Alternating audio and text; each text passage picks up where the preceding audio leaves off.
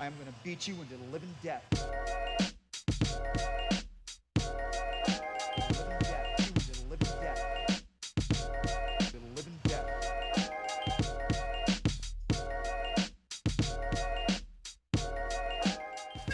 What's up, everybody? Welcome to the Walkout Network. It's your man, Ant Walker, here with the latest edition of the Living Death Show. I am very excited this week. I'm excited every week, but I'm particularly excited this week. We had some interesting things go on over the weekend that we can't wait to discuss. But of course, I'm more excited because I get to discuss it with two of my favorite guys in the world. First up is the jack of all trades who's mastered them all, the senior editor of SureDog.com. Oh, God damn it. Mike fell. Wow. At least it was so early. You know what? Let me just start this shit over. Okay. God damn it. Cut. You can start over if you want, but I'm leaving it all in. All right. All right. Well, shit. We'll just keep rolling. Oh, man. You know what? I think maybe I'll do it live. Maybe it's time that I just get rid of this thing. Okay. The popper stopper is not cooperating. All right. There we go. Pulling back the curtain for you, Living Death Show audience. This is the behind the scenes. First up is the jack of all trades who has mastered them all, the senior editor of SureDog.com, and the big homie, Ben Duffy. What's up, Ben? How you feeling? I'm doing really well. It's a good week to be a Houstonian. Of course, being, an MMA fan tends to eat up a lot of your life and a lot of your mental bandwidth. Certainly working in the space, it has rendered me a shameful casual of most other sports, but the Astros are going to their fourth World Series in 6 years, and they did it by sweeping the Yankees. Ant, who grew up the same neck of the woods I did in the outer suburbs of Washington, D.C. There were no Nationals at the time, so he might have been an Orioles fan like I was. But if you grew up in the AL, your favorite fan was your home team, and your second favorite team was whoever was playing the Yankees that week. So it feels double good. And yeah, good times. Good times. Go Stros.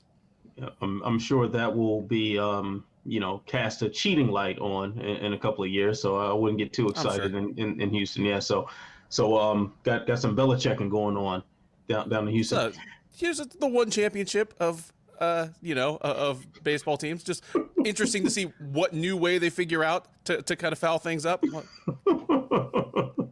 All right, and of course the panel is anchored every week. Whoa, what is going on? Every week by the man with the stats, the facts, the figures, and the numbers. He is the associate editor of SureDog.com. Also my good friend, Mr. Jay Petri. Jay, what's up, my man? I think we're all very, very excited to break into what we're going on today. That's why we're kind of goofing and giggling and busting up. I am, when we were talking back and forth earlier before the show, I was getting that feeling inside of, oh boy, we got some nonsense to talk about here, which is weird because usually we have those kinds of explosions after a card that's, oh my gosh, that's the best card. That was incredible. We had all of the fight of the year and this and that. We have a different avenue to talk about. And one of those avenues is my stat of the week this week, because my stat of the week is 2. Because there was one fighter who competed at UFC 280 this past Saturday twice. He fought twice.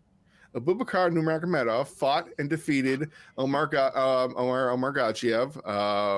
And then after his fight was over and he was doing his thing and kind of hanging out cage side, right at the end of the main event of UFC 280, Nurmagomedov and Khamzat Chimaev decided, let's fight.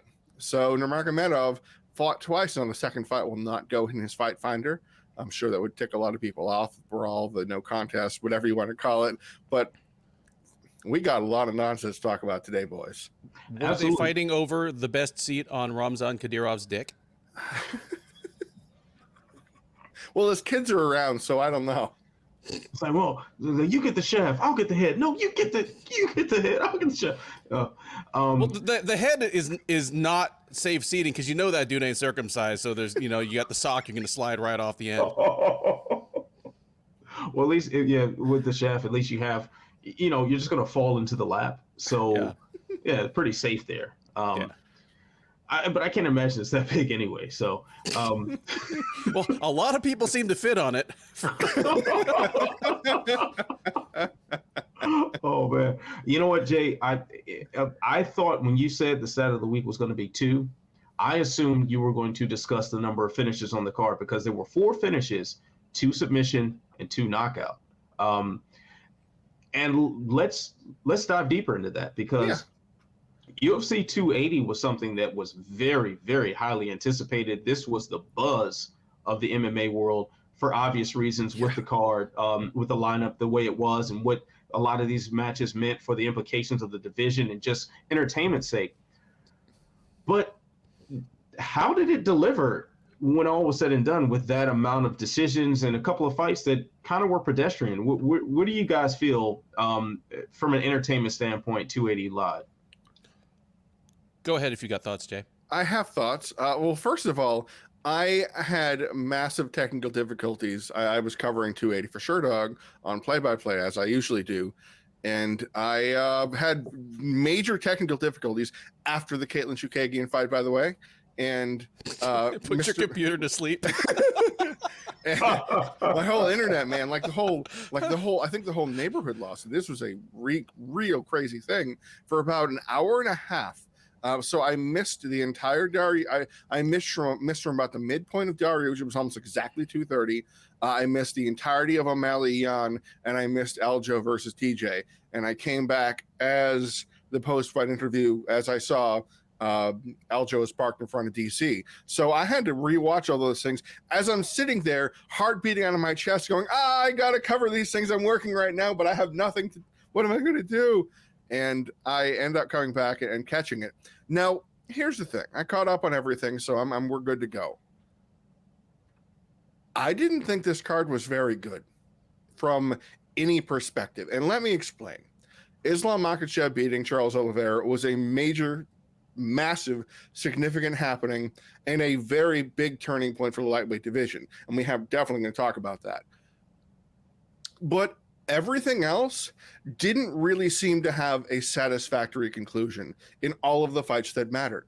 And that's weird to say when Belal Muhammad knocks out Sean Brady in a way that was impressive. But Montefiore beat Caitlin Chookagian, but you don't go, boy, that's the next challenger. Beneil Dariush should have been like, oh, yeah, he's the guy. Don't really feel like that. Sean O'Malley beats Petr Yan. Maybe he's the next guy. Nah, I don't really feel like that. And Aljamain Sterling and the TJ Dillashaw, and you have funny feelings about that as well. So it is just, the expectations were so high for a lot of things to not deliver in terms of action potential and in terms of actual conclusion.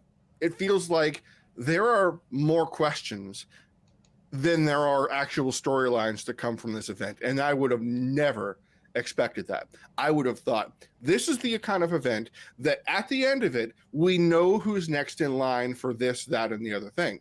We know, okay, Fior is the one to fight Valentina. Okay, Belal's about to get up there and do that. Okay, Benny's a guy. Okay, Islam or Charles. Okay, Aljo's coming. We don't have much of that. And when I look at the question that Ben Duffy introduced to my life many years ago, what did we learn? Not a lot. And that's surprising to me. Ben, what say you? Where does this rank for you? I'm with Jay. It delivered in the sense that we have tons to talk about today, but it's in a very unsatisfactory sense. Jay kind of laid it out there. This had 2 title fights and what could have been 4 title eliminators on it. We could have learned a ton, and this card could have defined the direction a lot of the UFC's divisions were headed for the rest of the year and going in the next year.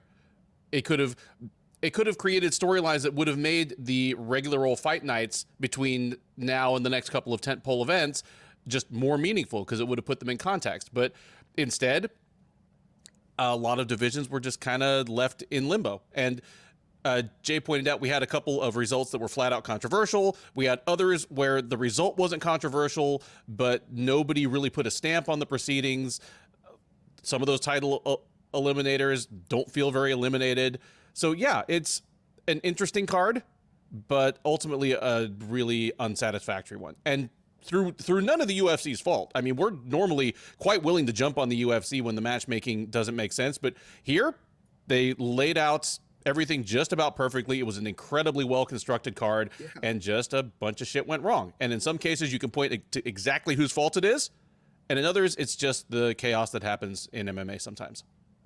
Yeah, there's definitely, for some of the things that went wrong, there's definitely a few fingers to point. We'll get into one of those in particular very, very soon.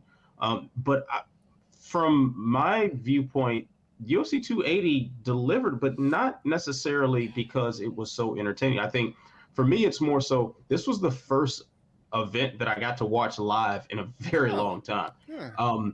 Considering that this was so early in the day, I pretty much informed the wife that, hey, I don't care how much the kids are begging. There's no cartoons this morning. I'm waking up at 7 something and I'm turning this fight on and I'm watching the whole thing, and it coincided perfectly with their nap time and everything else. So I got to watch this whole card for the most part uninterrupted. So from that standpoint, I was just excited to be back into a live UFC fight, live mixed martial arts, and to kind of share my thoughts as it's going on and really get caught into the actual suspense of it, as opposed to, I get the alert from my ESPN app, what happened, and then I'm watching the fights in order to prepare for the show. It eliminated that and just made it fun again. But if I'm just looking at the action itself, a lot to be desired, more so outside of the main card. The prelims were tough to get through. Yeah. And this is with my excitement that, I'm watching fights in the morning and they're live, and I'm watching fights while I'm drinking coffee and eating my eggs and and fruit for breakfast.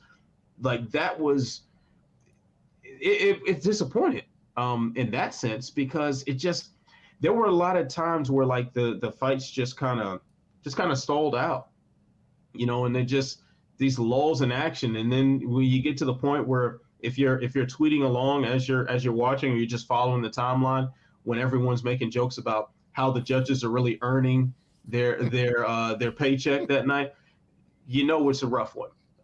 They didn't quite get that free vacation to Abu Dhabi that they probably would have anticipated. They had to put some work in to get those. If they told you in advance that in the head prelim, Belal Muhammad beat the shit out of a man and got a second round TKO, you would have been like, oh man, that shit must have been fire. Those prelims must have been unbelievable. Yeah, I was like, oh my god, that happened. Yeah, but it didn't quite happen with that level of enjoyment.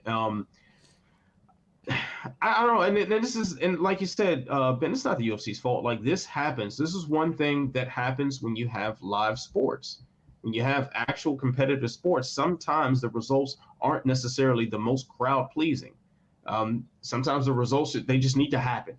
A lot of these fights just needed to happen for a variety of reasons, outside of just contractual obligations. Like, there was movement that needed to be had in multiple divisions, and this card provided that. So I'll push back on one point. Jay, I believe you said this one about kind of this could have set up a lot for the future of the UFC throughout the end of the year and beginning of next year or whatever. I think it did. Oh, that was you, Ben. It did set up a lot of that. It just didn't necessarily put forth in the most entertaining way. Like, I don't know, like the first X-Men movie wasn't the best movie, but it set up the sequels. Like, that's kind of what we got. We got the first X-Men. So I'm looking forward to X2, I guess. The lightweight division, the bantamweight division have a lot going on. Does that make Sean O'Malley Toad? It sure doesn't make him Juggernaut, bitch. Yeah, he's not Juggernaut. I guess he's Toad. Like, he seems like, I know Gambit wasn't in the first one, but he seemed like he'd be an okay Gambit. Yeah. You think? Yeah, I can see Sean O'Malley as Gambit. But guys, let's go ahead and get into the fights themselves, because one thing that I guess I should have a line of seasoning in front of me to prepare my crow, throw back to our old segment. Man, Charles Oliveira, no longer your lightweight champion, courtesy of Islam Makhachev. An absolute destruction, resulting in a second round arm triangle choke.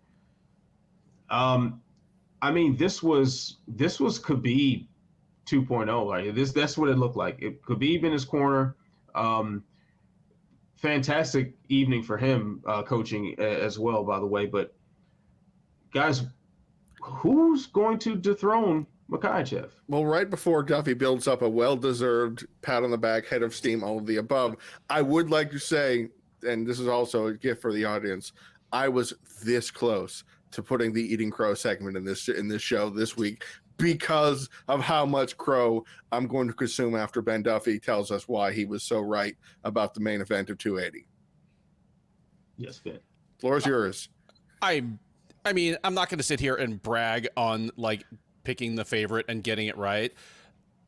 I'm really more interested in the question that Ant threw out there, like who has the skills to defeat Makhachev? The answer is there are a number of people who have them. Nobody in the UFC right now is going to be favored to. Like like Oliveira wouldn't be favored in a rematch. I mean, he wasn't favored in the first match, and he was coming into it on an 11-fight win streak. But could somebody who hits as hard as Dustin Poirier and has all those weapons on the feet as well as on the ground do it? Of course. You know, could Justin Gaethje? Sure. Could Michael Chandler just catch him with an overhand and plunk him? Yeah. None of them are going to be favored to. Could Alexander Volkanovski do it? I almost sneakily think Volkanovski is the biggest threat right now. In fact, not almost. I think Volkanovski, you know, I would take him over any of those top lightweight contenders. But he looked as dominant as you would expect. He did exactly what you'd expect. And if we're going to nitpick a little bit, which, I mean, we have to in such a one-sided thrashing, if you want anything of interest to talk about, Oliveira did not look good. He did not fight. He was not the guy that he had been in his last 4 or 5 fights. I'm not usually a super X's and O's guy, but I was surprised at how badly Oliveira was kind of losing the foot position battle on the feet in like a southpaw versus orthodox, because he's gotten very, very good at that, and it's gotten him good at not getting hit cleanly as often while delivering his best weapons to his opponent's face.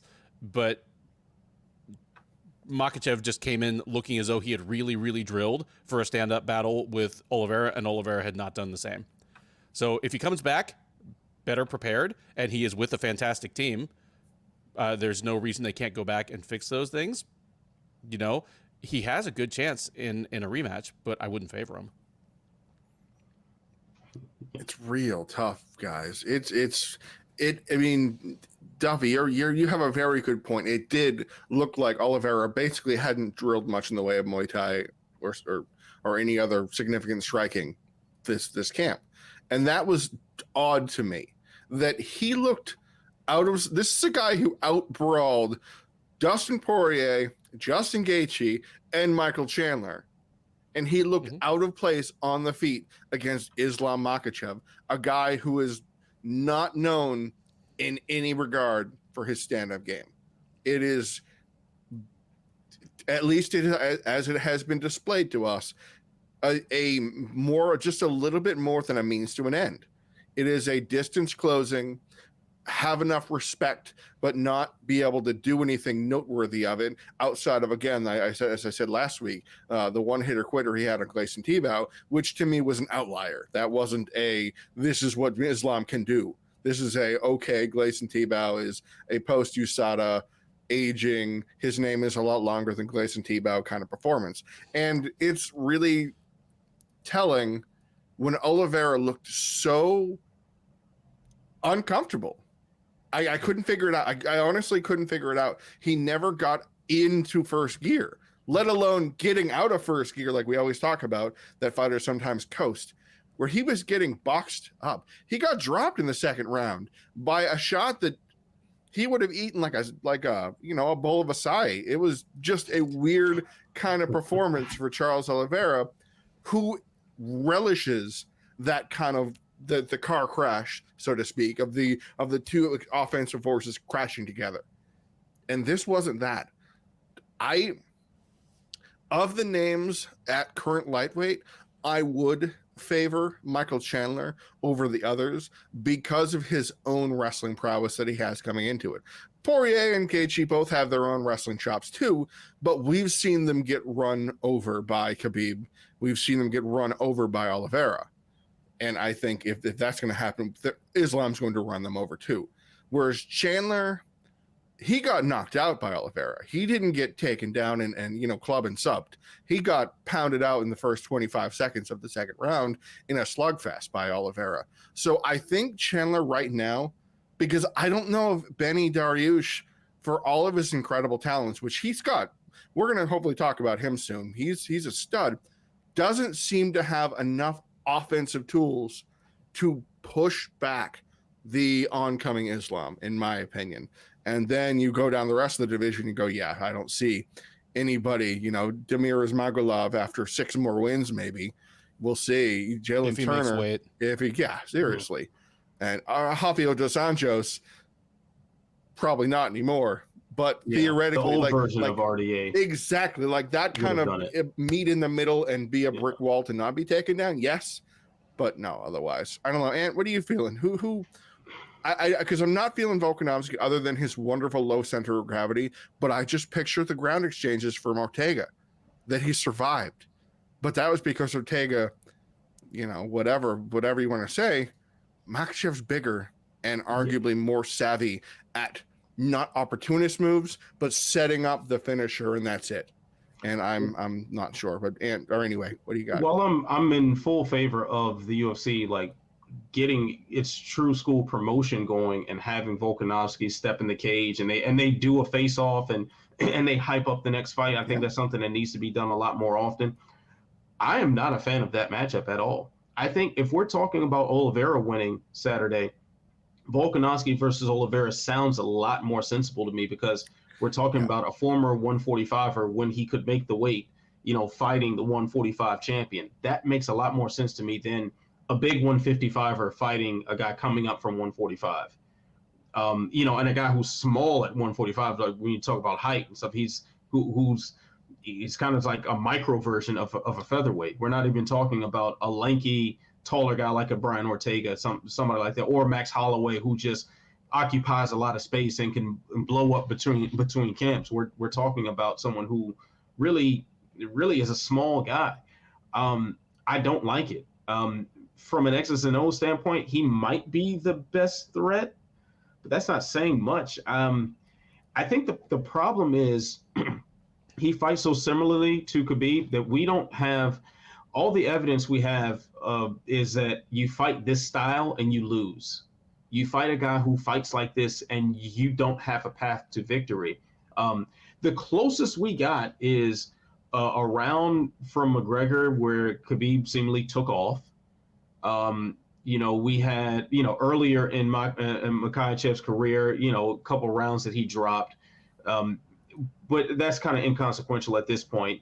That level of opposition he's well beyond, clearly, and he's greatly upped his game since. We had with the near guillotine choke from Dustin Poirier that he landed on Khabib. I think that was what event was that? That was another one in like Saudi Arabia or something. I think they did. I don't know. Yeah. I guess Michael Chandler is really the only person that we haven't seen up against this exact style. So I guess, but I'm not too confident in that. I'm really not, especially considering the miles that Chandler has had on him. Makhachev is a guy who's taken very, very little damage throughout his career. Aside from that one KO that he suffered earlier in his UFC run, this is a guy who hasn't really been hit a whole lot. We haven't seen him in compromised positions much. I mean, he absolutely stole the clinch away from Charles Oliveira, a area where he normally dominates people.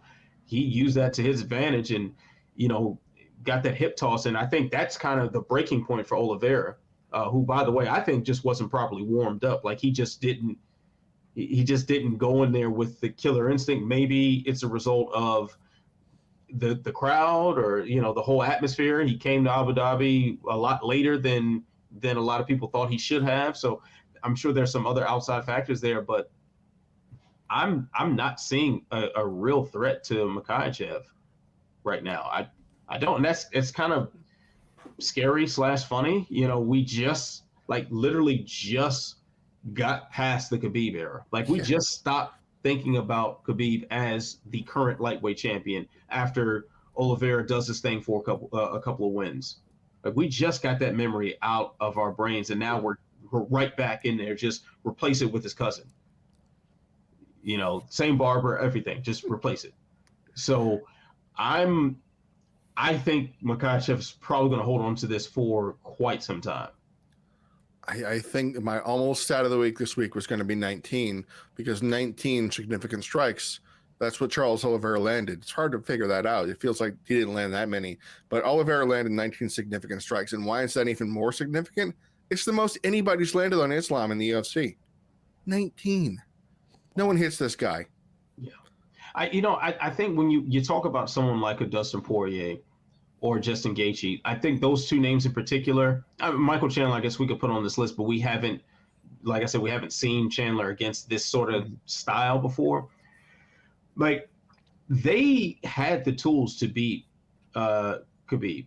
They had the tools. They just couldn't apply them. I think in part of that was because Khabib is such a superior athlete. Like, his athleticism is something that doesn't get talked about enough. Like, to just be that quick on the feet, to be, you know, somehow still a plodding fighter, but having the level of agility, having the strength, and just this endless gas tank. I still think that Makhachev is athletically a lesser version of Khabib.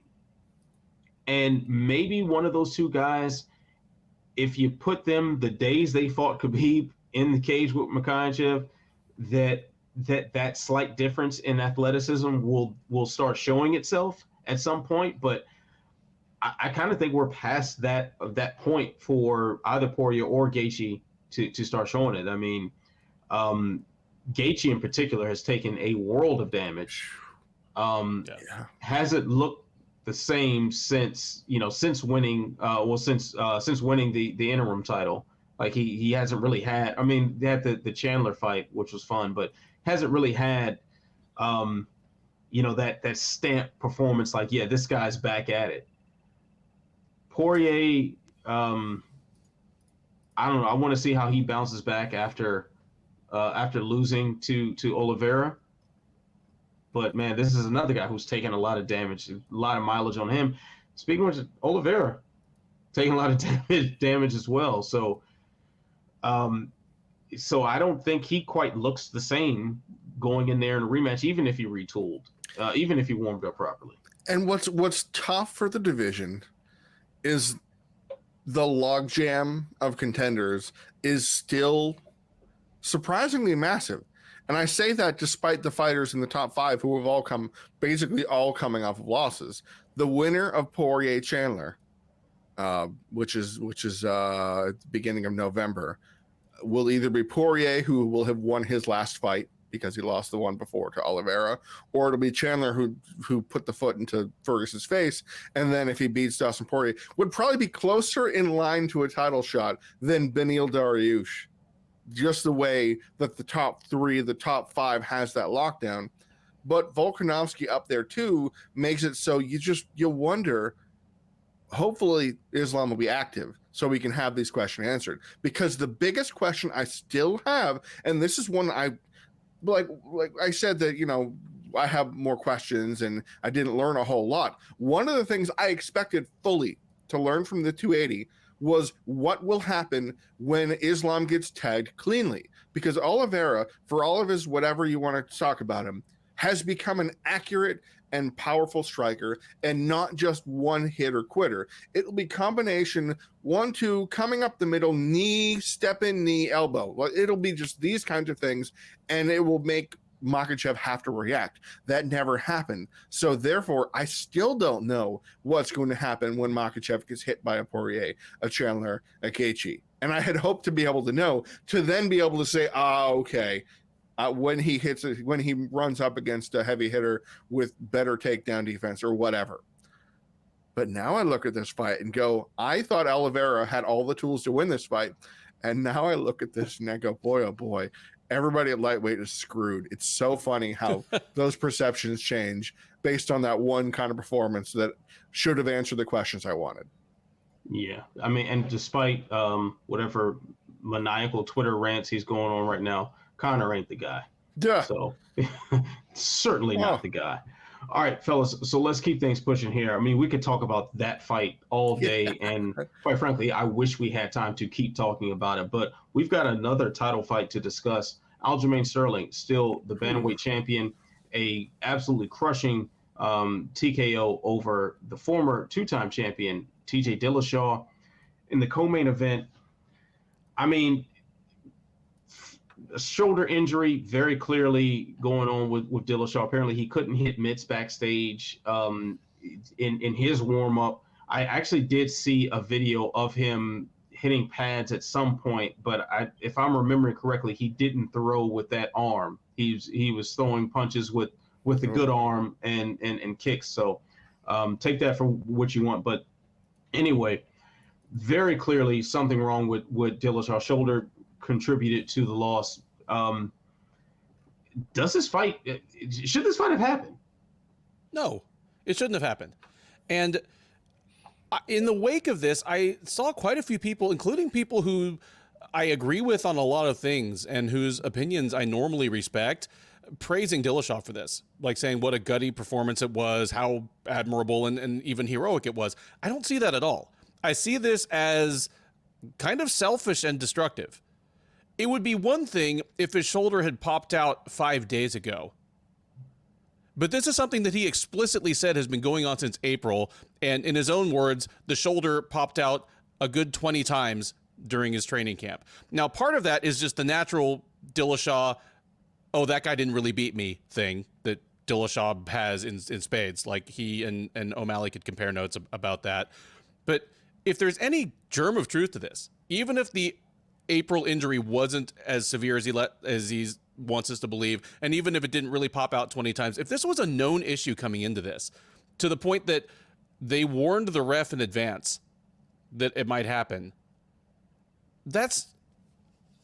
I mean, he acknowledged that it did a disservice to the division, but it also does a disservice to Sterling, who once again, through no fault of his own, has what should be a signature career win, just tainted by shit beyond his control. It does a disservice to the promotion. Again, this is something that was known for 6 months. Other arrangements could have been made. Any top-level matchups involving TJ Dillashaw right now involve shoehorning him in based on his name value, because what he's done since he's been back doesn't merit him being above people like Merab Dvalishvili in the title picture. Like, if Dillashaw weren't back, Sterling might be up at 145 already, and Merab might be your champ right now. We're talking about potentially Aldo getting a title fight going into retirement. Like, yeah, there are a lot of things that this really screwed up. And for the UFC, this looks terrible. That Dillashaw passed pre-fight physicals, that he disclosed this to the officials and the fight was allowed to go on. Because if there's one thing you know about the UFC right now, it is that they really, really, really want you to bet on their product. The UFC announcing table comments on the odds at the beginning of every fight. They comment on the live odds throughout the fight. They really, really want you to bet on UFC fights. They would prefer that you do it through their official partner, DraftKings, but really they just want you to bet on these fights. What does this do? Like, knowing that the UFC knowingly pushed this product out, it borders on a fixed fight. Pushing out a fighter that you know is physically infirm and not going to be able to perform. Like, this is the reason there's an injury report in stick and ball sports, so that odds makers can do accurate spreads. That the UFC allowed this to happen, didn't disclose it, is a horrible look. It is not admirable at all. It's bullshit. Ben, Jay, I want to throw something out at you, piggybacking off the betting angle. Mm-hmm. Conspiracy theorists out here. Let's put on our tinfoil hats. Is there any merit to this? I believe it was Trent Ryan-Smith who tweeted this out, that doesn't think it's a coincidence that just last week the UFC announces their code of conduct policy changing about betting, like fighters and camps and coaches and relatives and whatnot betting on fights, and how that was a violation of policy. Is this I mean, when you got a guy whose shoulder falls apart if he points at the refrigerator, and he's supposed to be fighting Aljamain Sterling for the bantamweight title, are the two unrelated? Think it's a coincidence here, or is there smoke and fire? Boy, this is a tough one, because I don't want to specifically point fingers to Bang Ludwig, for example, his coach, or anybody at the training lab, but there were a lot of people, as we're finding out now. We, the media, we're not privy to this information, other than if we put things together about TJ skipping open workouts and the news that I personally had acquired prior to weigh-ins. There's something up with TJ. And I had been informed about that, and wasn't sure if it would mean an injury or illness that would make him struggle making weight. But this was an issue that cropped up an hour or two before weigh-ins. It kind of whispered around the circles. But this was a known quantity to the degree that it could easily get around. And as best as I want to feel about people, and as much as I want to hold everybody to such high regard and they do the right thing, there were bad actors, and that there are people who take advantage of these kinds of situations. I will not speak on the ridiculous oddities that led to this, including the James Krause taking over your betting accounts to place bets for you, or any of that. I'm not going to go into that. That's its own can of worms. But you kind of have to almost be naive to think that somebody didn't probably try something funny. And it sucks to think that somebody would bet against their own fighter, but it happens. I promise it happens. And this is one of the things that the policies that the UFC have implemented hopefully will kind of push back from, because it had happened, not just in terms of like the Taehoon Bong Leo Kuntz fight in Korea, where the whole fight fixing situation we had before, but about knowledge of certain circumstances and go, okay, this is an unfavorable situation. I'm tiptoeing around your question, Ant, because it's a toughie, but honestly, common sense and conventional wisdom, you think, yeah, somebody probably threw some scratch down a month ago, knowing, oh my gosh, TJ's not even going to make it to this fight. And if the fight doesn't happen, the money is automatically returned to your account. So you have to expect there to be some sort of malfeasance, because this is the sport that we live in, and there's always some shady crap going on. But in terms of the actual fight, look, I'm trained as a referee from the ABC. I'm trained as a judge from the ABC. I'm not certified. I'm not licensed. Let's make that clear, because some people claim they are ABC certified officials, which there's no such thing. ABC does not grant certification. It's the commissions, the states, that grant the certifications. Anyway, if I, a referee, were informed by the camp or the competitor individually, my first thought would be, hey, doctor, or inspector probably would be who it would be, let's check this situation out, because this needs to be reviewed, and this fighter probably shouldn't be fighting if he is physically compromised to the level that he can't post on his left arm, which is exactly what happened, for instance, which is why Aljo took him down 5 times, arguably. The UFC, this is one of the ugly parts of the regulatory system.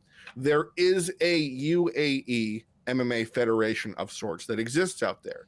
In fact, it shadow sanctioned a UFC event, which doesn't sound as diabolical as it's shadow sanctioned. No, what that is basically shadowing, in terms of like shadowing a job, to follow along the officials to see, okay, this is how you do it. This is how we're going to do it.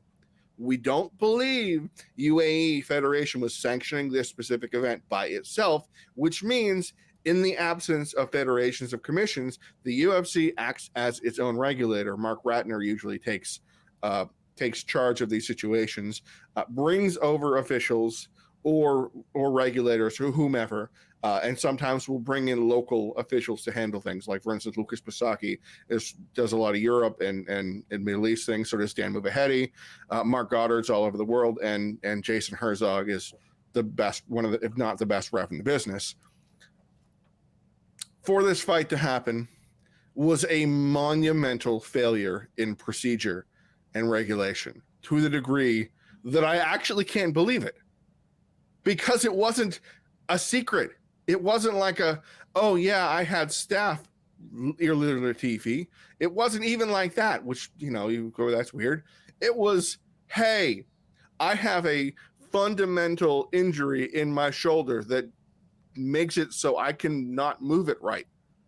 That should be the end of the fight. And so for this to fall the way it did makes me to the point that it doesn't seem, it moves from negligence to recklessness to intentional, either just we're not going to look at this, we didn't see anything, or we got to make the money, let's go.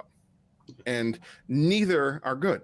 Like, in a legal standard, neither of those standards are good. And this was to push Duffy's end statement and ratchet it up a notch. This was a horrible thing to happen across the board. The permanent injury, I would have rather Bang Ludwig in his corner, yank the arm around like Brandon Gibson did to Aaron Pico, because at least then the fight would absolutely have been over, and Aljamain Sterling wouldn't have had to punch him 450 times to get the stoppage. But I don't know who could get fired, because this is a UFC company thing, but a head or heads should roll. And I guess I'll ask you this, and Ben, you can chime in on this too.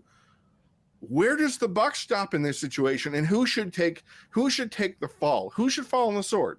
Should it be Bang?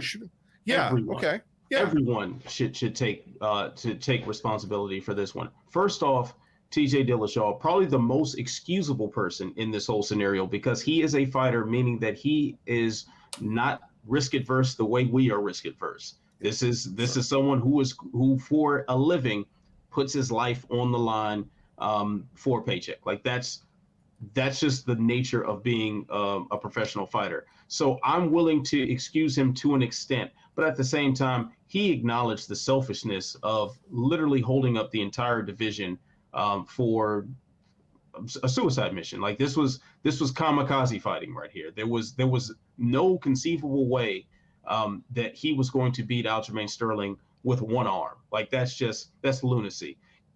Even someone as good as TJ Dillashaw, like one of the greatest fighters ever in the lower weight classes, even he would probably not fare very well on a regional level coming in with an injury like that. No. That's just not smart at all. TJ Dillashaw's camp, they are absolutely holding a lot of this responsibility. If you see your fighter dislocate his shoulder 20 times over the course of months, like this is a months-long thing going on, and you still let him make that walk, something is seriously wrong with your thinking. If anyone in his camp thought this was a remotely good idea, even if the paycheck was nice, even if he was behind on bills and he needed some money, don't you think the long-term health of the fighter makes a lot of sense here to prioritize? Okay, you sit on the shelf for 8 months or so while you have clearly an injury that needs some sort of surgical repair if your arm is falling out that easily. So go ahead, get it repaired, do your rehab, sit on the shelf, and come back when your body actually works properly. Instead of doing that, you're going to jump in that gym every single day, doing all your strength and conditioning, doing all your sparring, doing your mitt work, doing whatever else is necessary to get your body physically prepared and feel like you're dialed in sharp as a fighter, You're doing all of this and grinding that shoulder to dust with each turn. With every punch, you're just grinding things bone on bone, ligaments being ripped up, tendons being stretched, all sorts of horrible things that take a long time to heal from. You're putting your body through that trauma for months and months and months and months with the end goal of going in there and doing it even worse at a faster pace with somebody who really wants to hurt you on the other end. So now you've taken what could have been a return in, let's say, March 2023, about the same time that Creed 3 comes out. You could be going up there to fight, but instead, you're probably going to be sitting on the shelf with an ice pack over your shoulder. And I wouldn't be surprised at his age, with the amount of mileage he already has. Don't be shocked if he's never able to use that arm fully again. Do not be surprised. Remember the end of the first round, where when he's sitting on a stool, and I think it was Bang, but I don't remember exactly who it was massaging his shoulder. They weren't 6-gun Gibsoning, ripping on it. They were just kind of working it back in, and it came back in the joint. And he gets back out there and shakes his arm out. It's out again. Mm-hmm. That is, look, yeah. I'm no doctor. I've gone through my fair share of injuries, but that is a permanent damage type situation where if your arm can slide in and out like a screen door, you're not able to function. You shouldn't be competing against a professional opponent. I will also push back on one thing. I don't think Aljamain Sterling really wanted to hurt him. Many instances, he looked back at Goddard and said, "Hey, man." Yeah. I mean, he did say he wanted to hurt him in the sense like he wants to win this fight. Yeah, I know. But yeah, when he saw the arm hanging out, he's like, "Hey, why isn't anyone stopping this?" Because at the end of the first round, you could hear it was like a minute left in the round. You could start to hear Sarah and Longo. You could go back and listen to it. His arm is out, I think they said, with more colorful words that I would not litter on this broadcast, and in typical Sarah Longo fashion. That his arm was out. So Aljo was informed at the end of the first round and going to the second round. And you could see when he took him down and was going for ground and pound, they were multiple times just like, Goddard, are you sure, man? This? Like, I can keep doing this, but do I have to? Yeah. Yeah. Anyway. I mean, and then of course we can't, I know you already took him to the woodshed, but I'll go ahead and take him around for another trip. The so-called UFC doctors. Oh. Like, I mean, are we talking about Dr. Nick from The Simpsons? It's like this was allowed to happen. Keep in mind, these are the commissions, and the commissions are kind of out of the picture now since we were in Abu Dhabi, of course, but I mean, we're talking about the same medical people that cleared Michael Bisping to fight with one eye. I mean, did you get your medical degrees from Clown College? I'm just not quite understanding. What do you do as a UFC doctor? Like, hey, can I be a UFC doctor? Can I be a UFC doctor? Can I take that paycheck and do literally nothing? No, because you have a working set of eyes and the discerning ability to say, hey, that's not right. You would look at Kevin Lee and be like, hey, you have a cannonball wound in your chest. Let's pump the brakes and come back next month. It's like, like the exomorph that's coming out of your chest, you probably shouldn't be fighting. I am Quado, amazed. the leader of the Martian resistance, coming out of his chest. I mean, it's absolutely mind-boggling that a so-called medical professional that's taken what they call the Hippocratic Oath. Yep. Like, does that not mean anything?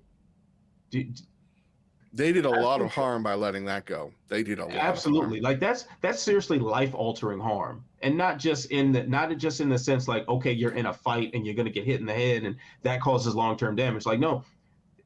TJ Dillashaw, when this is a chapter in the past and the sport has moved on to other bantamweight champions and other matchups and other controversies and whatnot, when he picks up his kids, he won't be able to. Yeah. When he can't play catch, he can't throw a football with his kids. He can't, bring in the groceries. Yeah. Will it be worth it?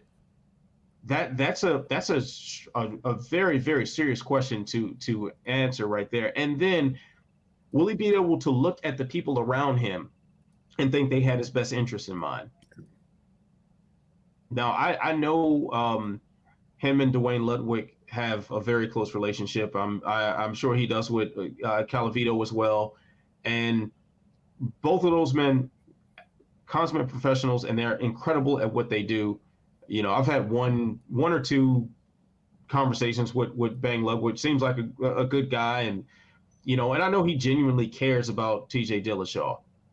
But did you show you cared about him during those 6 months of his arm falling out of the socket every day in camp? Dillashaw's got to look you in the eye when this is all in the past, and decide whether or not you really were a friend to him, whether or not you really cared. That's a heavy burden, and I wouldn't want that on my soul. It's to the point that I don't even think who should Dillashaw fight next is a fair question. Other than his team, his therapist.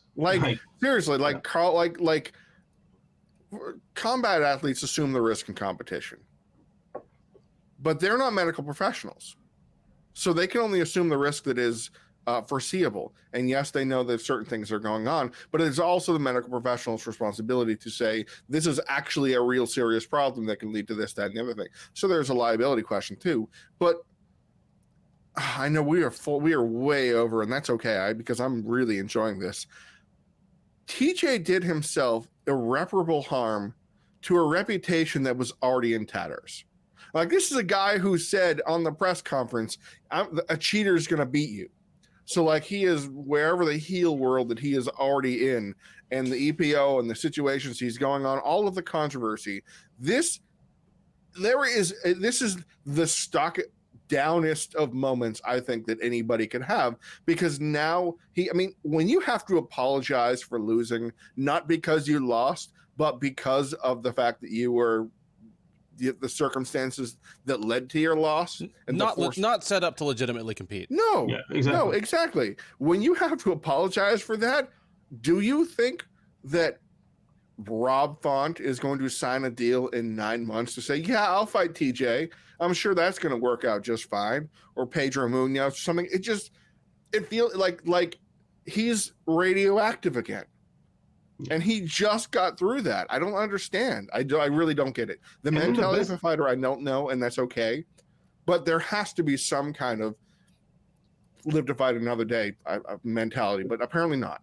I mean, and the best case scenario in this situation for the bantamweight division is that he somehow pulls off this miraculous win, and then he's got to sit on the shelf for all that time to get his shoulder repaired. So the division is held up even more. Like, there is no part of this where TJ Dillashaw is a hero. There's no part of this where he did anything admirable. This was stupid. This was foolhardy. This was selfish, and this was blatant negligence by his team. This was, I'm willing to say blatant corruption by the UFC that this was even allowed to happen, and blatant incompetence of the quote unquote medical staff. Yeah. This was a failure, a cataclysmic failure on all levels. There is not a single entity that is free of blame in this, except for the person who's going to get the most flack, Aljamain Sterling, for going out there and beating someone that was in front of him that he was supposed to beat. That's the one person that I would even remotely describe as some sort of victim in this scenario. And even he tried to be nice about it. He could have done what Jose Aldo did to Korean Zombie. Remember when Korean Zombie blew his shoulder out in their fight and Aldo just kicked it like 8 times? Yeah. Aljo threw one head kick after he learned about that thing to that side. And then he saw the reaction and went, I don't think I like this anymore. Yeah. Yeah. I mean, supposing that sequence on the ground, instead of punching him in the head, he just grabs a 2-on-1 and starts cranking at Kimura. Seriously, I was thinking about that as this was going on. I was thinking you could easily hit the technical submission or whatever and be like, "Oh no, I broke his arm, ref." Yeah, at one point he had wrist control. At one point he had him like in a handcuff position, and it was like if he just cranked that thing, just pull on it. If he just pulled on it, it's a wrap. But this shows the character of Aljamain Sterling. Yeah, truly. I learned probably more about Aljamain Sterling than most other competitors this week because of how he acted in this fight. Like, he could have been ruthless. He would have had every right to be. Absolutely. He would have had every right to be, and I wouldn't look down on him at any point if he did that. But, I'm glad you brought that up. Please. We should be talking about Aljo, a defeat over TJ Dillashaw.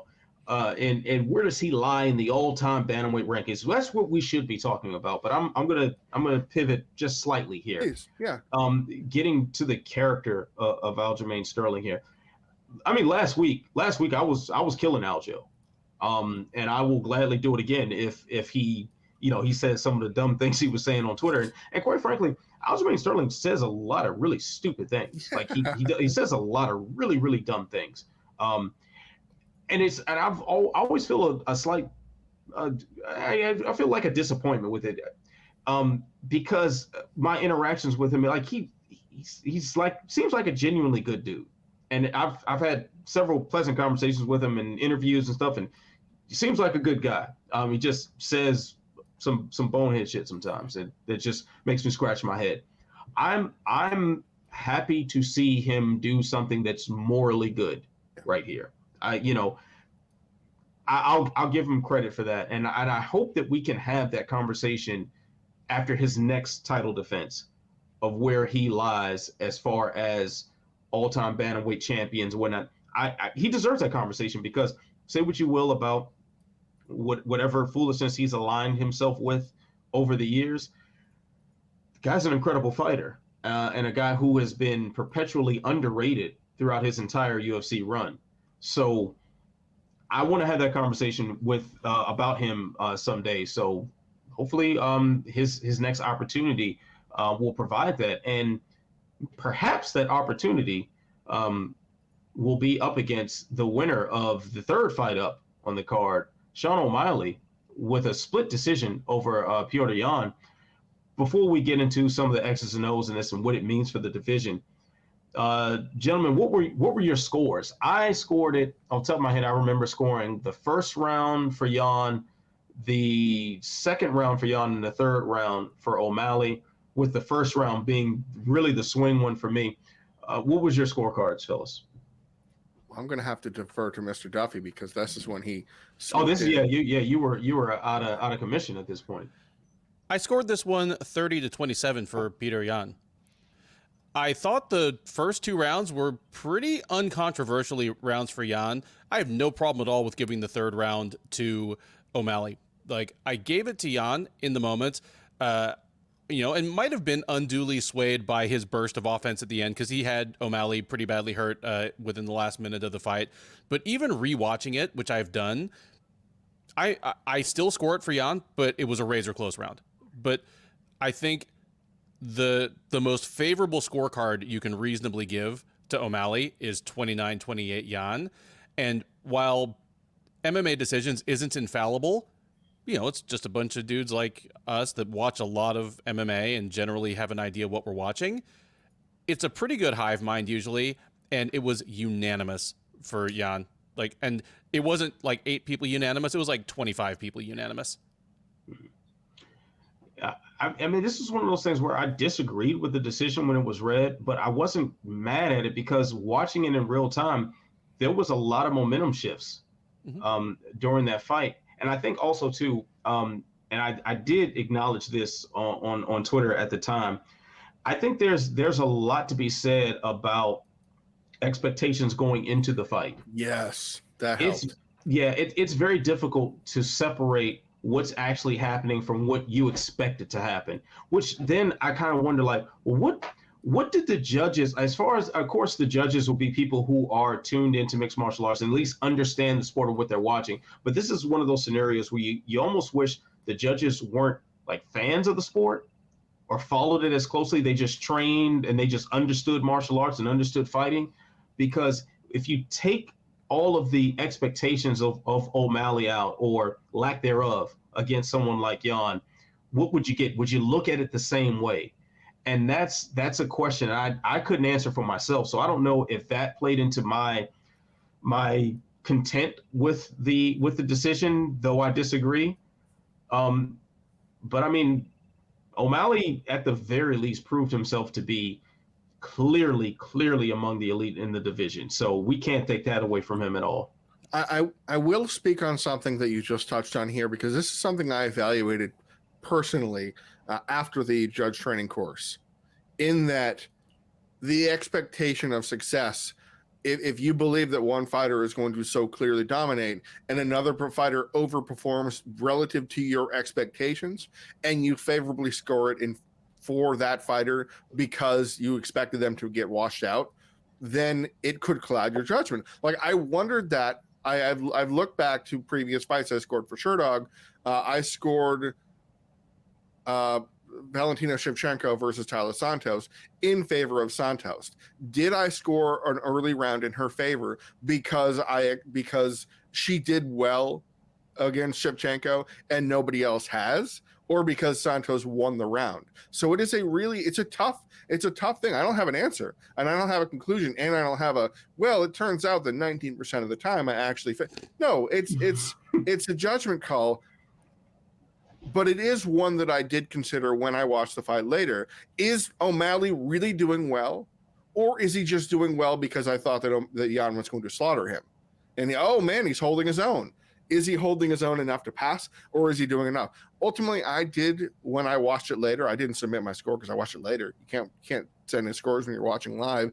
I've actually seen colleagues in media, and I wish I'm not going to say stop it, but I want to say to my media colleagues, stop contacting MMA decisions after the event is over, saying you rewatched the fight and want to change your score on MMA decisions. That's not how scoring works. Anyway, just be embarrassed of your scorecard forever, like me. I've got a couple bad scorecards on MMA decisions. I own it. Yeah, well, and it's not even a bad decision. If every person scored it for Yan, if you're trying to be the person to say O'Malley, just stop. Leave it alone. You didn't watch it live. That doesn't matter anymore because you already know the result. So what you're trying to do is correct yourself, or whatever. It doesn't work that way. Thankfully, I didn't know the result as I was watching it because my Slack was so busted that I didn't look up. So I didn't know until like the second round or so that O'Malley had actually won the fight when I was rewatching it later, and I was very surprised by that. But I scored a 33-7 Petr Yan, and I understood 1 and 3 were close, but I didn't see a situation where 1 and 3 were close enough such that a judge could possibly go, well, they were both close, so we're going to have them both in favor. So while I'm not on the, well, if they were close rounds, then how could we, so then theoretically it's possible, no. Petr Yan won that fight in my eyes. There were a few moments that in the rounds, in the first and the third rounds, that O'Malley had the momentum coming back around, but the overall body of work in rounds 1 and 3, I felt were enough for Yan, but I accept arguments for round 3. Round 1, I saw it. Maybe I'll see it again, but I don't feel like it because I already know what I scored it for. I'm not going to change my mind. What does it matter? It makes you feel gross, though. It makes you feel like when Sean O'Malley, a guy who says, I never have lost a fight, I am still undefeated, has that pompous, entitled, all of the other big words, $5 word attitude about him, and then gets in the post-fight interview and says, I don't know, I'm going to need to watch that again. When asked how he felt if he won that fight, you know how he feels. This is the Sean O'Malley version of Rampage getting the decision over Lyoto Machida and having the what face after he won the decision over Machida. That's the O'Malley version of I can't believe I won this fight. So if O'Malley thinks he lost that fight in the moment, that's all I need. CJ, you might be right on O'Malley's mindset at the time. You probably are right, but because that was the most honest we're going to ever get him. That's why. I'll play devil's advocate though, Please. because regardless, that was by far the toughest test he ever had. Absolutely. That was the hardest he'd ever been hit. That was the first time that he potentially was going to lose without some catastrophic thing happening as far as his leg health. Where because he very well the Cheeto Vera fight, it happened so early in the fight.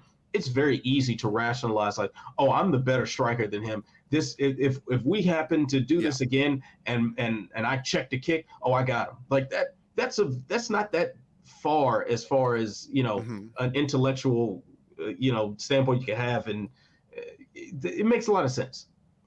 This, on the other hand, makes sense the other way. Like he got pushed really hard. So for him afterward, like you got punched in the head harder than you ever have. You got pressured the entire time.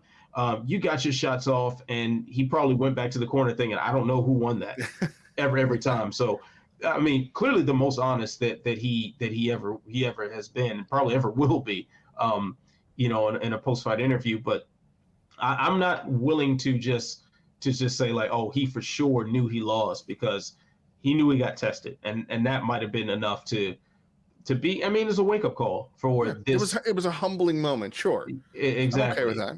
Yeah, I think it's easy to call it that. I respect that, but the last thing, this isn't related to you, so I'm not like everything I said before the butt is BS. No. But the thing I want the most from this fight is not what you said at the very beginning to introduce the segment. I don't want O'Malley fighting for the title. I don't want Petr Yan tumbling down the division. Make him fight TJ Dillashaw. Oh wait. Anyway, I want Petr Yan and Sean O'Malley to fight, I don't know, March 18th on a Saturday, UFC Apex, maybe put it in, I don't know, Omaha. Or no, put it in Butte, because you got O'Malley and Montana connection. Or Helena, wherever you want to put it in Montana. I'm sure you get like the fans and the tractors. And you let them headline 5 rounds. Then we will have something out of this fight. But I don't want to see 3 rounds. I don't think we have the conclusion we want. I don't think we have the resolution anybody wants. I mean, you saw Khabib, and he knows everything. So his answer of the fight was that he scored it as 30-27. Yan is brother. That is bad, brother. I mean, I don't think I want to see O'Malley versus Sterling. I don't think I want to see that. I think Sterling absolutely railroads him, and I'd like to see O'Malley get slightly more seasoning. Although you can't really get much more seasoning after you get a win over Petr Yan. There aren't many other places to go.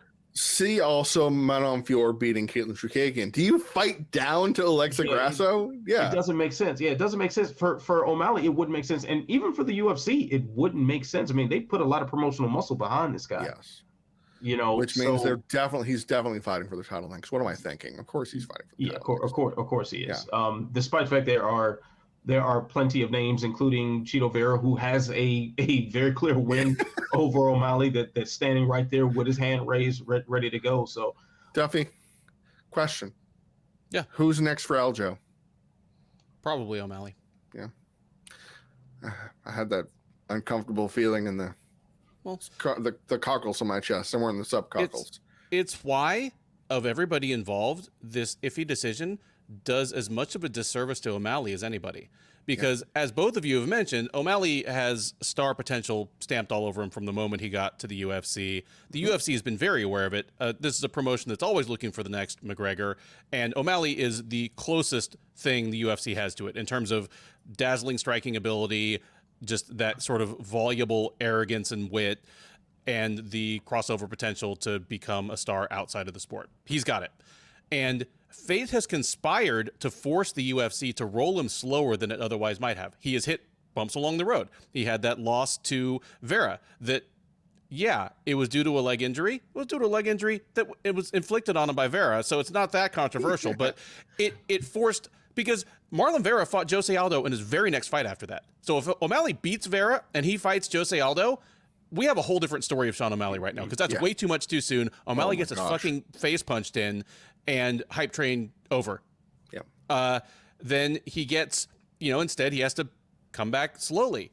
they end up matching him against Chris Moutinho because an opponent falls out. Like the UFC is clearly coddling this guy rather than let, half the UFC bantamweight division that's waving their hands in the air frantically step up and fight O'Malley on short notice. They sign the third best bantamweight in CES, and his green hair to come do the thing.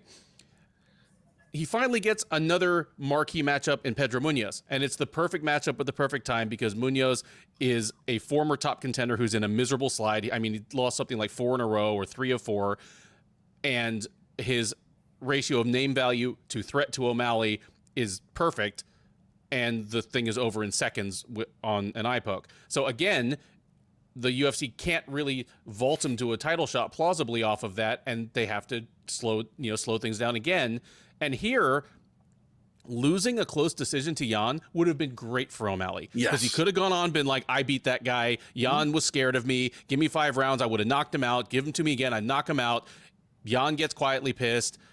And that's the perfect outcome. Yeah. Because it's an actual level up moment for O'Malley in terms of his fighting skills and his approach, because he goes back to the drawing board with things to fix, but he's not in the title picture in his next fight. Now he is. And I mean, it's almost forced the UFC's hand. They expressly said that this was for the next title shot. Yeah. Yeah. Fully anticipating Yan would get the win. Yeah, and if Yan gets his hand raised just by the look of Yan's face, O'Malley has a lot of people on his side saying, yeah, I really won that fight. Yan took more damage than we've ever seen. Like, his face was absolutely busted when that final bell rung. Yeah. So O'Malley would have had a layman's case for being the true victor of that fight. Yeah. And that would have been wonderful from a promotional standpoint. Now he's just kind of like, as I'm looking at the names in the division, it's like, you don't give him Dominic Cruz next. You don't do that. You don't run it back with Pedro Munoz. You want to keep him away from Chito Vera unless that's for like an interim title or something. If they bring Cejudo into the real American Cejudo to challenge the clearly un-American Aljamain Sterling. What a stupid thing to say. Dumb thing. What a bozo. What an absolute bozo to say something like that. Good Lord. Anyway, so at this point you kind of have to put O'Malley up there, and I think there's another way that Aljo's probably going to get screwed over, because O'Malley is the challenger. He gets absolutely decimated in all likelihood, and then everyone's pointing at Aljo like, well, you didn't beat a real challenger. Yeah. And he wasn't ready yet. Exactly. Then our conversation is not centered around the guy with the belt that's proven himself to be the best in the division. It's centered around the guy who lost. That's going to be the next conversation. So, and to bolster Duffy's argument, the guy that O'Malley was supposed to fight when Chris Moutinho stepped in was Louis Smolka. So it wasn't a top 25 name. Louis Smolka had been going on a rough patch and already had a losing record in the UFC. So the UFC was very intentional in building him up. And even the guy most vocally bucking to step in for Smolka, which was Brian Kelleher, would have been a step up for Smolka. Kelleher. Yeah. So it's just you beat someone like Yan, you can't go backwards, and especially when the UFC's got the win in your sails. That's what happens. We've talked about that multiple times before. You meet that threshold where you're never going to get an easy fight again. Yeah. Or something's going to have to go horribly wrong for you to then fight down. Like, this is the kind of situation that Dustin Poirier is going to have forever. Like, you're never going to see, unless I don't know, Jalen Turner goes on a crazy bigger win streak, you're not going to see that kind of fight. And I say Jalen Turner, he's number 13 in the world. It's once you've reached that echelon and open that door, you don't unring that bell. I used all of the expressions at the same time. Anyway, carry on. You can't put the toothpaste back in the tube. That's right. All right, fellas. Well, now it's time to move on to quick hits. We've got 10 seconds on the clock, and we're going to answer a few questions for you mofos. So, Ben, I'll start with you. Did Beneil Dariush do enough to get a lightweight title shot, or does he still have more work to do? He had done enough to get a lightweight title shot a year ago. He is overdue. Like, yeah, like he is the unjustly left out guy in all of this conversation at lightweight. You know what, Ben? I'm going to give a brief pushback. I don't think he did enough to get the lightweight title shot. He did enough in the cage, but he did not do nearly enough on the mic. That's the missing factor here. And so you're saying I shouldn't hate the player. I need to hate the game. Yeah, hate the game. Hate the game. I do love the irony in promoting, like, you're trying to speak out against like this this regime against Islam and all this stuff, and the solution is to convert to Christianity in Abu Dhabi, by the way. Like, oh yeah, like, dude, standing in the middle of Etihad Arena and just saying Jesus is the way. Wow. you are a brave man. That is a lot ballsier than just driving around Houston with a Jesus fish on your truck. Yeah. Like that's Daniel and the Lions, then, bro. Seriously, that's wild. Yeah, that's beating Vanderlei Silva in Brazil. That's just just go fly home, like, bro. You just read the room, man. Yeah, read the room. I mean, really, it's not quite that bad. I mean, Jesus only thinks he's Vanderlei. Well, Vanderlei didn't tap. Yeah. All right, Jay. Has Farouk passed Alexa Grasso and Talia Santos as possible flyweight title challengers? I think so, based solely on her age. I think the other women below her are younger and they have more time to develop, whereas Fior beat number one. She's going next. Absolutely. Best case scenario for Grasso, who we were certain last week was going to get the title shot if Chukagian got the win. So yeah, definitely. All right, so let me ask you a question then. Yes, please. All right, Belal Muhammad, he punched out Sean Brady. Will Belal Muhammad get respect on his name after that knockout? What's his name again? I don't know. Can't remember. I can't remember. But yeah, for sure. Great performance and the stamp that Muhammad needed. So, all right, and let me put 1 minute on the clock, and I'm sure we'll disrespect the clock as we've totally disrespected our normal time constraints. We love today, that. But this is what we came to do. This is a special show. Yeah, this is for a reason. All very serious topics here. All right, so here's the question we're going to throw out for our free-form discussion. The beginning of UFC 280 broadcast had no sound for the first fight. Some found it quite pleasant. Should the UFC provide a commentary-free option for our viewing pleasure? Yes, absolutely, 100%. I love it. I usually watch UFC broadcasts with the sound off. And that's not me being like too cool for school and saying, oh, the UFC booth sucks. No. Jon Anik, I think, is the best play-by-play guy, maybe the best play-by-play guy MMA has ever had. And the various combinations they put with him, some I like better than others, but some of them are incredible combinations. So it's not me saying that, oh, the commentary sucks and I can't learn anything from them. It's that in some cases I can learn too much from them. Like I'm susceptible and my perception of what's going on will be swayed by what they're saying. So I typically watch it with no sound on, and I'll turn the sound on if there's a replay so I can understand why it's being replayed. What I would love best is what we had at the beginning of UFC 280, because it wasn't silent. You got the cage sound, you didn't have the booth sound. Yes. I loved being able to hear the strikes and hear the fighters and hear distant corner stuff without being told what to think. Yeah. I enjoyed that. I am in full, wholehearted agreement. I mean, you sang his praises more than I thought I was going to. I mean, yeah, I think Jon Anik's the best in the business, and Paul Felder is an exceptional commentator, and Daniel Cormier is fine. So I really, really enjoyed that option, because I, as the play-by-play guy, have to have it with the audio on, not to be able to regale you about.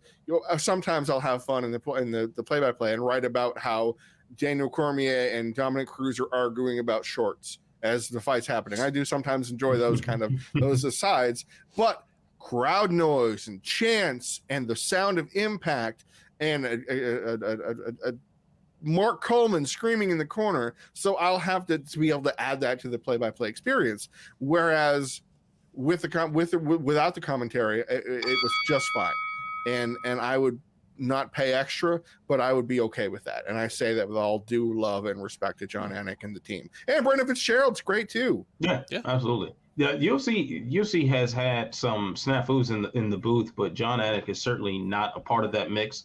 Paul Felder, like you said, is fantastic. I love Paul Felder in that role. Fitzgerald is good. I like Bisping when he does it. I like Cruz in it as well, even when he's a jerk to everyone else in the booth. I really find it entertaining. And I think DC at his best is very good as well. It's just we don't always get that, and depending on who he's paired with, we might have some shenanigans going along with it. We did have one rare Jon Anik goof this past weekend, because he was talking about Armen Petrosyan, and he was clearly reading off the Wikipedia page, which is a problem because that is the Wikipedia page of the other Armen Petrosyan, Giorgio's brother. Oh, no. He's like, out of Italy? I'm like, Armen Petrosyan has never fought in Italy. Who has? Oh, right, Giorgio and Armen Petrosyan, those Petrosyans. So Anik did have a little bit of a skimming Wikipedia goof, but it stands out because it is the exception that proves the rule that he's normally airtight. Exactly. Like, he's so dialed in. He's fantastic. But that being said, I enjoy just hearing cage noise. That was one of my favorite things, covering a fight live, to sit cage side and hear the hits and feel the cage rattling. So I talked about it last week with the VR experience, like how that would, if you incorporated how that feels at a heavyweight fight, how the VR might be pretty cool. I even when I play the UFC video game, I turn the commentary off and just hear the sounds of the strikes. And then also too, my new hobby, making beats and stuff, I like to cruise for samples and and try to perfect my drum loops and stuff as I'm as I'm watching a fight, and that helps to not have the commentary in there. So gentlemen, one thing that we're going to discuss very briefly, let me make sure that I pull up the press release so I do not hit the clock too. Yeah, hit the clock too. Perfect. Yeah. So let me stop it before. That's what I was referring to. So tell us. Because it like the bell rung just as we were finishing the topic. Anyways, we'll definitely bring the clock back for the segment after this one, so we're good on time. Okay, cool. Well, Bellator put out a press release this morning. Found my inbox at about 4 a.m. So I definitely was still knocked out sleep when this happened. But they are putting on yet another co-promoted New Year's Eve event with Rizin, with the rematch between Patricio Pitbull and AJ McKee as the headliner. They also have Juan Archuleta and Horiguchi fighting as well. So, gentlemen, what do we think about this card? I'm pretty stoked. I mean, we got a New Year's Eve card. I want to hear what the freak show fights are going to be too. I don't believe that McKee and Pitbull are fighting each other. From what I deceptive poster I've ever seen. From what I gather, it is 5. This is the main card. It will be 5 Bellator fighters. It's going to be Pitbull, McKee, Juan Archuleta, Kyoji Horiguchi, and unnamed 5th. Oh yeah, noted Bellator export Kyoji Horiguchi. Yes, against 5 different Rizin fighters. That's the interesting thing here. They've done several co-promoted cards on New Year's Eves. This is the first one that's being pitched as Bellator versus Rizin. Yes. Wow. They did this once before. It was the Bellator Japan show, but they opened it up to they put the Bellator cage in the Saitama Super, and they allowed Rizin rules in the cage, Bellator versus Rizin. That they did that once before, and that was pretty cool. Yusuke Yachi let soccer kicks go, and it was pretty fun, that kind of thing. But this is Bellator versus Rizin. Now there's one question that makes me wonder. This is New Year's Eve show. This is the main card. Where is Rizin going to put its atomweight tournament? Where is it going to put its big show fights? Will there be a Rizin New Year's Eve-ish too? No, because there's also a preliminary card for Bellator. And my other question, and I'll ask you guys this knowing the answer, who are they going to put against Patricio Pitbull and AJ McKee in Rizin? You have to expect it'll probably be for Pitbull, it'll be like, I don't know, Takanori Gomi twice. Mikuru Asakura, who just got embarrassed by Floyd. It's the silence is intentional. The ums are intentional. I mean that's funny because I saw the press release with both logos, and then I saw an image on Twitter that had the way the poster was positioned, it looked like the standard versus McKee and Pitbull. And my first thought was, why are they putting this fight on a co-promoted Rizin card? I was like, okay, well maybe they're finally giving AJ McKee a boost outside of Southern California. That was my first. I'm like, okay, that makes sense. Put him on an international card, but still, it seems like you're kind of wasting the fight that for sure is like the homegrown talents, two homegrown talents against one another and your biggest names. I don't know who they have to go against them. It just makes me think Rizin's got to have something else up their sleeve for this. Like they got to be trotting out Fedor or something to smash some random Bellator fighter or. Oh my gosh. And you just got, nope. I'm sorry. I'm cutting you off on purpose. There are 5 fighters. They've announced 4. Who is number 5? In Saitama on New Year's Eve. It's got to be Fedor. Yeah. And then they can put Fedor against Manoa, Shrek Sakine,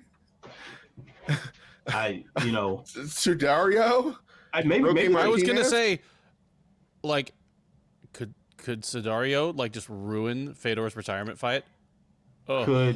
Could they tap someone on the shoulder who isn't a part of Rizin or Bellator so far? Could you tap a JDS on the shoulder? Crow Cop. Sorry, hairball. I don't feel comfortable with that. No, I don't. Yeah, but Crow Cop retired with a stroke. I'm sorry, dude. Yeah. Oh no, I know. I don't think they care though. I mean, imagine if TJ Dillashaw's shoulder was his brain. Like how would well, it kind of is. How many surgeries has he gotten on it? Yeah. So I mean, that's probably going to be there. It's got to be a big heavyweight name. This Overeem's out there. Think it's Overeem? The way Rizin's throwing money around means that they have the ability to do so, and I said that makes sense. Of course, that's a stupid thing to say, but they threw $20 million at Floyd for a pay-per-view that probably sold about 30,000 in America. So they got the money to do weird things. So I wouldn't be surprised if they brought in Josh Barnett. But is he even still considering himself active? Is he? I don't think so. Yeah, but that's why I didn't think of Barnett. But I'm betting it's Overeem. Because he just beat Badr Hari. Yeah, I don't know the glory. I don't know the glory situation. They might have him locked down if I Rico next. I have no idea. I doubt they got him locked down, man. Yeah. I know that face stuff. He's right. Overeem held like 12 belts at the same time and defended none of them. Yeah. Bounced around different promotions. Overeem is the free agent that's signed to a roster at all times. He is, and Glory doesn't have the clout to lock down someone like Overeem right now. Yeah. I mean, they just declared bankruptcy last year, so yeah, you're right. Yeah. Overeem and Fedor. That's going to be all right. That's going to be the top of this card. I'm okay with that. Yeah, I'll take it. You heard it here first. I said it. All right. Who the hell wins that fight? I'm sorry. I know we're way over. Fedor by overhand right. Either are very plausible. Duffy. I mean, come on, break the tie. Overeem by death knee to the body. Yeah, that's a soft ice cream body right there too, man. Overeem knee would just make everything wiggle and waddle and set stuff, up some man. Standing waves. Oh my god! Just get the sweater, you won't know. Yeah. Both ice cream cones go flying out of the cage in slow motion. One of the itchy sweaters. Sorry. Yeah. Like real itchy sweaters, and Overeem like gets a rash on his knee or something. He's discouraged from throwing knees. All right, gentlemen, let's keep things pushing here because we are super stupid on time today. But we need to just go ahead and put a minute on the clock here for the greatest title segment in all of media history. I'm Not Surprised, Mr. Falcons, where we share something that surprised us or ironically did not since we last met. Ben, I'll begin with you. You have a minute on the clock, sir. What's your I'm Not Surprised, Mr. Falcons moment? Got to talk about one on Prime Video 3. Just to make it clear, I love the one Prime Video deal. I love that they are running towards regulation in, making their hydration and weight testing more transparent. Having said that, for you to do that and then hang this event on a headliner featuring literally the worst chronic weight offender in MMA history just boggles the mind. Why John Lineker, of all people? Like, John Lineker is the guy that is tied with Charles Oliveira for the most weight misses in the UFC, and he did it in half as many fights. He blew weight in like 5 of 13 fights or something in the UFC. Like, what did you think was going to happen? Like, they are who we thought they were. John Lineker is like a weird fatty who weighs like 260 pounds, even though he's 5'3". I am extremely surprised, Mr. Falcons. All right. With respect to the clock, too, got a second before it goes out. All right. So, Jay, it is your turn. Let me go ahead and reset this. What's your I'm not surprised Mr. Falcons moment this week? So, circling back to our Bellator versus Rizin fight card that's happening at the end of the year, we have about 2 and change months till that happens, and I think we might have a featherweight that can fight Patricio Pitbull now that I think about it. In Rizin champion Kleber Koike Herbst, who since joining Rizin in 2020 has rattled off 6 straight submissions, I think half of them by triangle choke, got a face crank, he put somebody to sleep with a darts choke, sub party. Will it be a close fight? Will it be competitive? I don't care. That's probably the fight. That's probably the turnaround. And why am I most not surprised about it? Because I didn't watch that fight card live because I decided not to, because I am a man and I make my decision for myself. No, it wasn't worth staying up that late. I got to see it later and I'm just fine. And it was a great fight and a triangle choke. The end. Oh, wow. Super respect for the clock there. We got a couple seconds before it runs down. I'm very proud of you, Jay. Thank you. For the clock. I like it. I'm not even going to start the clock for me because I don't really have, and I'm not surprised because we kind of covered all my potentials. What about the brawl? The brawl. We talked about the Khamzat and and Abu Bakar. Did you see the mediation between them? Yeah, the Kadyrov and the dinner they had. Yeah. Well, in fact, yeah. Let me go ahead and just yeah. I mean, not to be surprised at all that an event that takes place in Abu Dhabi it becomes the haven for all sorts of praise to Kadyrov. We did actually talk about this a little bit too, as far as divvying up what part of the Johnson everyone decided to ride this week. So Khamzat and Abu Bakar, they got into their brawl, and Ramzan Kadyrov apparently mediated peace between the two.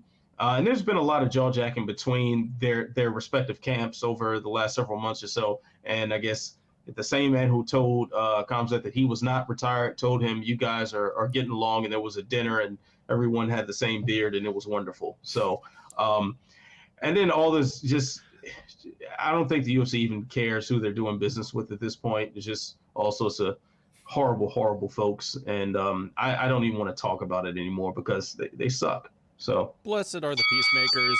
4 guards for everybody. Let's wrap this fucking show up. They all went out for haircuts afterwards. Yeah. Haircut, singular. Yeah, man. The barber, haircuts. That one barber, man, he's got to be just swimming in money. Oh yeah, he's just getting paid left and right. But he's probably got severe arthritis and stuff. His hand is all jacked up. He can't retire though. You can never retire in that. No way. You're cutting. Go ahead. You're cutting. Yeah, you're cutting to death. All right, gentlemen. We've got 2 cards this week. There's a few other things coming up on the week, but Bellator and the UFC are they're counter programming. That's what I'm trying to say. So we've got Calvin Kattar and Arnold Allen in the main event for the UFC at the Apex Center, and we've got Piccolotti and Barnau. Close. Yep. In the main event for Bellator. I don't think anyone is. So, fellas, outside of the main events, what fights are we looking forward to? And which one are you watching, Bellator or the UFC? I do wonder how much they'll overlap time-wise, because the Bellator one is in Milan. That may, end up. They both start at 4 at the same time on Saturday. That is silliness, because Bellator, I mean, this is a dismal UFC card on paper. It has a grand total of 2 ranked fighters on it, as compared to UFC 280 that had 15 ranked fighters, including 5 just on the prelims. Like, you cut off the main card, it still had a lot more divisional relevance than this week's Fight Night card. But even so, what Bellator is offering up is not really counter-programming. It is a 15-fight kind of fill the slots type card It has like kind of 3 interesting fights up at the top. I'm excited for one fight more than anything. I want to see what's his name, Dustin Jacoby versus Khalil Rountree. Yeah, that was should be too. a striker's delight. Yeah. It's one of the most credentialed strikers in the UFC, one of the best strikers in the UFC, period, versus a guy who's made his name off of plunking more credentialed strikers. The guy that knocked out Gokhan Saki, the guy that kicked Carl Roberson's guts out of his butthole. Like, you can never count him out. So, and the floor will be lava, which is good because both of them have kind of iffy takedown defense. So, yeah, super excited for that one. Yeah, I guess if I'll go with just whether or not this improbable decision win streak over over younger guys is going to continue for Andre Arlovski. It will, I promise. Yeah, who's fighting Marcos Rogerio de Lima. So that's just seeing Arlovski still competing. I mean, granted, he's on the prelims. This is not nearly the same glory that he reached before, but the guy's still doing it. Much credit to him. Like, after his chin has been resurrected like 4 times over. So I'm looking forward to that, I guess. But I can't say I'm overly excited about that. There's not a lot here that I'm really hyped up about this weekend overall in mixed martial arts. Jay, what about you? The craziest thing, oh my God, I hate myself right now. There is only one fight that I'm not, okay, never mind. I'm not that excited about it. But if there was one fight I'm most curious about, it is the fight that takes place after the UFC and after Bellator. It is Jake Logan. It is Paul versus Anderson Silva. And guys, who wins that mess? Let's end on that sad, happy, possible note. Man, I'm going to say Anderson Silva. He is a very, very skilled boxer. He's a very just slick striker in general and very defensively sound too as well. He seems more defensively sound as a boxer than he did as an MMA fighter. Bigger gloves. Yeah. But even the head movement and stuff, like he's just probably bigger glove. You see him. Yeah. You see it coming. So you can dodge a little quicker, I guess. I think even though Jake Paul is very clearly a much better boxer than he was to start this whole foolishness on. And he is very clearly a dangerous guy with knockout power, especially if you're an age not boxer. I don't think it's going to be enough, man. I don't think it's going to be enough. I think Anderson Silva probably clowns him too. Yep.